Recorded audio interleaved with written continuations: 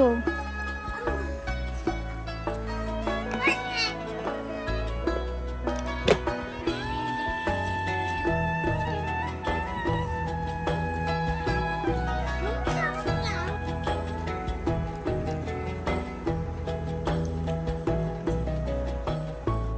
হ্যাঁ, ইফতারের পর টেবিলের মধ্যে জুস টুস রাখি একটু রেস্টে গেছিলাম। আমার ছেলে মেয়ের ছোটো কিউট বেবিটার অবস্থা দেখেন, জুস ফেলে আমার কাজ কত ছোট করে দিছে দেখেন।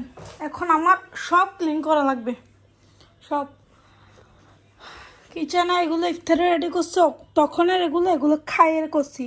মোট কথা রান্না বান্নাও হয় নাই তেমন, একটুখানি হয়েছে মুরগির মাংস দিয়ে আলু দিয়ে একদম ঝাল ঝাল করে ভাজি করছি, চিংড়ি মাছ দিয়ে পেঁয়াজও দিয়ে রান্না করব। এখন আমার কাজ কোত্থেকে শুরু করবো, কোত্থেকে শেষ করবো, আই এম কনফিউজড। মানে আমার কাজ শেষই হচ্ছে না এখনো, নামাজ পড়া বাকি, কি যে করি আমি জানি না।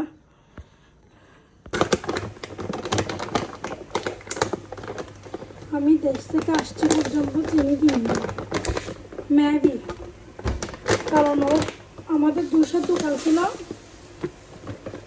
দোকানের কিছু ছিল এগুলো দিয়ে চালাইছি। আমি বেশি চিনির দরকার হয় না, তো রমজান আসছে যে তাও কিনি নাই, বাট এখন কিনে নিলাম কারণ ঈদে তো লাগবে, পুরো মাস শরবত টরবত খাওয়া লাগবে, তাই নিয়ে নিলাম। তাও আমি নি নাই, আমার হাজব্যান্ড আনছে, অনেক বাজার করছে, বাট আমি কিছুই গুছাই নাই, ও সব কিছু গুছাই ফেলছে। এই যে দুধ, চিনি, আমি সাম্বতার কথা ভুলে গেছিলাম বলতে, তাও হবে 1-2 দিন হবে, তেলের বোতল, তারপর আমার জন্য কি অলিভ অয়েল আছে, ফ্রিজের এগুলো গুছাই ফেলছে যেমনি বসছে সেমনি। আমার জন্য ডাব আনছে, আমি ডাব খাইতে বেশি পছন্দ করি, 3টা ডাব আনছে। আমার ছোট ছেলের জন্য ডিম তো সব সাইডে মাংস টাংস আনছিল, মেবি পুরো ফ্রিজ খালি ছিল, ও মোটামুটি যা আনার আনছে আর কি। এখানে নাকি তেলাপিয়া মাছ আছে, 2টা 3টা 4টা মুরগি আনছে, চিংড়ি মাছ আনছে, তারপরে হচ্ছে গরুর মাংস আনছে, চিজ একটু করে আছে, এগুলো হচ্ছে গুড়, এগুলো হচ্ছে চকলেট। এইভাবে পলিথিনে মোড়া রাখছি কারণ আমার বাচ্চারা চুরি করে খেয়ে গেলে অন্য করিও না ভাই। দেখে মোটামুটি কাজ শেষ করা লাগবে, অনেক কাজ। ওইটা ফুল হয়ে গেছে আর এটাটুকু বাকি আছে, এগুলো এটাতে ঢেলে নিই, এটা থেকে প্রতিদিন খাবার কিনে নিয়ে কোনো কম ছিল না, আমি মনে করছি একটুখানি, প্রায় হাফ এতটুকু হয়েছে।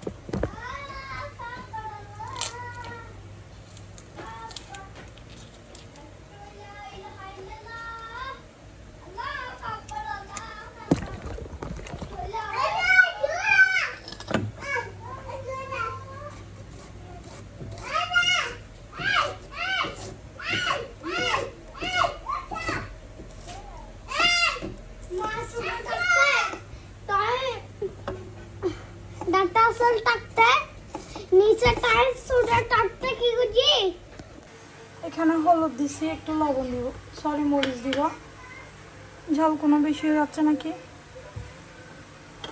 সব দিক দিয়ে খেয়াল রাখা লাগে। রাঁধুনি এখন আমরা, রাঁধুনি।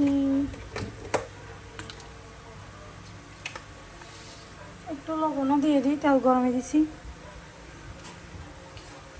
লবণ বুঝে শুনে দেওয়া লাগবে, বিকজ ইয়াতে এটা কি পেঁয়াজের মধ্যেও লবণ আছে, বেশি গরম হয়ে গেছে মনে হয়, দিব একটু পানি দিয়ে দিলে ভালো বেশি হবে। একটু পানি দিয়ে আসছি।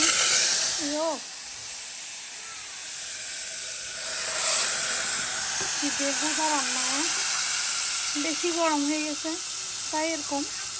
এটা মুছে আর একটু পানি দিব, আমি ধুয়ে পানি দিয়ে দিলাম। এবার আমার খুন্তিটা কোথায়? আমি মুরগির মাংস দিয়ে আলু দিয়ে এভাবে বেশি ঝাল ঝাল দিয়ে একদম রান্না করছি, খেয়ে দেখছি অনেক মজা হয়েছে, সেজন্য হয়েছে। আমার বাচ্চাদের অবস্থা দেখেন, কোথায় উঠে দাঁড়িয়ে থাকছে।